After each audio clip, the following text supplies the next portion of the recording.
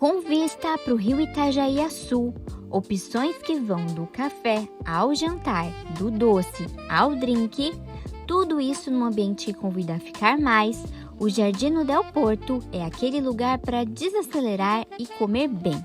Massas artesanais, risotos e clássicos bem feitos. Vale o rolê? Vale! E muito!